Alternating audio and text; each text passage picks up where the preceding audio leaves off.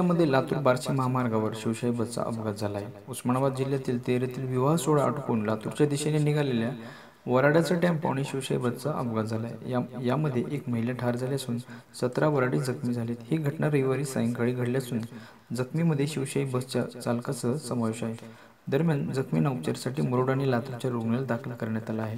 मुरुडपासून 3 kilometre अंतरावर रविवारी सायंकाळी 5:30 वाजण्याच्या सुमारास हा अपघात घडला असून तेर येथून विवाह सोहळा आटोपून निघालेल्या वऱ्हाडाचा टेम्पो आणि लातूरच्या दिशेने निघालेला होता, तर पुणे येथून अहमदपूरच्या दिशेने एसटी महामंडळाची शिवशाही बस निघाली होती। दरम्यान लातूर